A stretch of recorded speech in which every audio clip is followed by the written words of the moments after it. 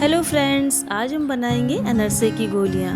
तो इसके लिए हम लेंगे यहाँ पे 2 कटोरी चावल।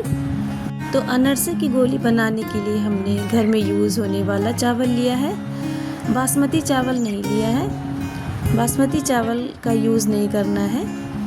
तो एक बोल में हम 2 कटोरी चावल डालेंगे।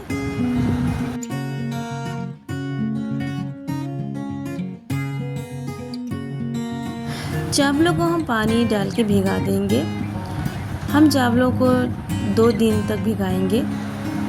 चावल जितनी देर तक भीगेंगे उतने ही ज़्यादा सॉफ्ट होंगे और जल्दी पिसेंगे। तो यहाँ पे हमने चावलों को भिगा दिया है और भीगने के बाद में हर 10-12 घंटे के बाद में इसका पानी हम चेंज कर देंगे। तो 2 दिन के बाद में यहाँ पे देख सकते हैं आप कि चावल जो हैं फूल गए हैं, ये देखिए, और इतने ज़्यादा सॉफ्ट हो गए हैं कि अगर आप हाथ से भी इसको तोड़ें तो आसानी से टूट जा रहा है। तो इसका मतलब चावल अच्छे से भीग चुके हैं। अब हम एक चन्नी की हेल्प से जो है इन चावलों का पानी छान लेंगे और एक कॉटन के क्लॉथ पे जो है चावलों को फैला देंगे। चावलों को हमें पंखे की हवा के नीचे सुखाना है, धूप में चावलों को नहीं सुखाएंगे। तो हमने एक कॉटन का क्लॉथ लेके उसके ऊपर ये चावल डाल दिए हैं और हल्के हाथ से इस तरीके से चावलों को फैला देंगे। बस हमें इसका पानी सुखाना है और पानी सूखने के बाद में भी ये चावल बहुत सॉफ्ट रहेंगे। तो 30 से 45 मिनट लगेंगे चावलों का पानी सूखने में।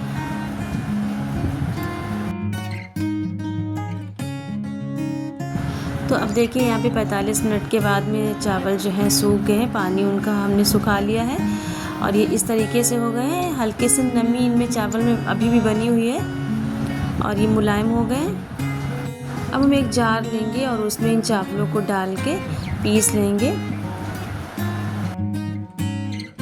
जब चावल पिस जाएंगे तो हम उनको छलनी से छान लेंगे और उसके बाद में जो थोड़े से बड़े से टुकड़े रह जाएंगे चावलों के तो हम उनको निकाल देंगे।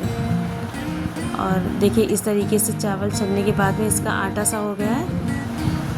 और ये जो बड़े बड़े से चावल के टुकड़े थे छानने के बाद में इस तरीके से, तो हम उनको निकाल देंगे, यूज़ में नहीं लाएंगे। अब हम एक बड़ा सा बोल लेके उसमें ये आटा डालेंगे। तो ये 2 कटोरी चावलों का आटा हमने पीस लिया है। अब जिस कटोरी से हमने चावल नाप के लिए थे उसी कटोरी से नाप के हम 1 कटोरी चीनी ले रहे हैं। चीनी को भी एक जार में डाल के पीस के उसका पाउडर बना लेंगे। तो 2 कटोरी चावल के हिसाब से हमने 1 कटोरी चीनी पीसी है। तो ये बिल्कुल परफेक्ट मेज़रमेंट है। इतनी चीनी से ना बहुत ज़्यादा मिठास होगी और ना ही बिल्कुल फीके बनेंगे, बिल्कुल सही मिठास होगी अनरसे की गोली में। और इसके टेस्ट को थोड़ा सा और बढ़ाने के लिए हम यहाँ पे डाल रहे हैं 3 छोटे चम्मच मिल्क पाउडर। तो इन तीनों चीज़ों को हम अच्छी तरीके से मिक्स कर लेंगे। मिल्क पाउडर ऑप्शनल है, आप इसको स्किप भी कर सकती हैं। और अब हमने लिया है यहाँ पे आधा कप दूध। दूध ना तो गर्म है और ना ही बहुत ठंडा है, नॉर्मल दूध लिया है हमने। और थोड़ा थोड़ा करके डालते हुए इसका हम एक डो बना लेंगे। दूध को हमें थोड़ा थोड़ा करके ही डालना है, एकदम से सारा दूध नहीं डालना है, वरना इसकी जो कंसिस्टेंसी है वो पतली हो जाएगी। तो फिर अनरसे की गोली बनने में परेशानी आएगी। डो बनाने के बाद में हम इसको जो है 30 मिनट के लिए रेस्ट पर रखेंगे और हमें थोड़ा सा टाइट डो ही बनाना है। तो डो को 30 मिनट के बाद हमने देखा तो ये पूरी तरीके से सेट हो चुका था। इसको आप फ्रिज में भी रख सकती हैं। अब हम ले रहे हैं यहाँ पे थोड़े से सफ़ेद तिल।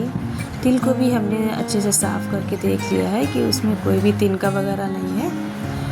और अब हम एक छोटा चम्मच लेके उसको हम इस तरीके से छोटा सा पोर्शन इसमें से लेंगे हाथ पे और इसकी हम छोटी सी गोली बना लेंगे। और इस गोली में हम चारों तरफ से तिल को लपेट देंगे। तो देखिए इस तरीके से एक हमारी अनरसे की गोली बनके तैयार हो गई है। ये देखिए चारों तरफ से तिल लग चुके हैं और हम इसी तरीके से सारी गोलियां बना के रख लेंगे। तेल को हमने गैस पे पहले से ही रख दिया है गर्म होने के लिए।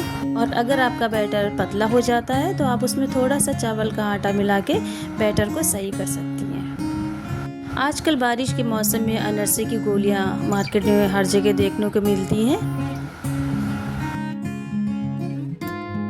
तो यहाँ पे देखिए हमने सारी गोलियां जो है बना के रख ली हैं और सारी गोलियां एक ही साइज़ की हमने बनाई हैं।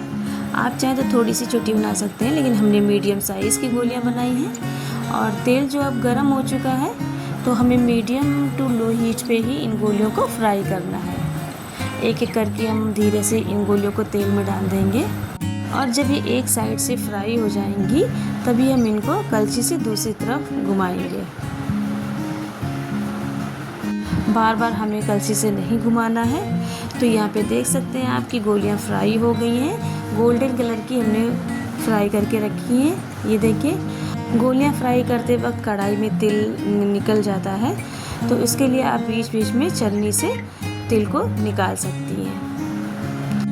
फ्राई करने के बाद में अगर अनरसे की गोलियों में क्रैक्स आ गए हैं तो ये कोई परेशानी की बात नहीं है, इसका मतलब आपके अनरसे सही बने हैं। गोलियों का शेप कैसा भी हो, लेकिन गोलियां जो है अंदर से अच्छी तरीके से कुक होनी चाहिए। तो देखिए ये देखिए अंदर से अच्छी तरीके से अनरसे की गोलियां पूरी तरीके से कुक हो गई हैं। तो देखिए किस तरीके से 2-3 इंग्रेडिएंट से ही ये हमारी अनरसे की गोलियां घर पे ही बाज़ार जैसी बनके तैयार हो गई हैं।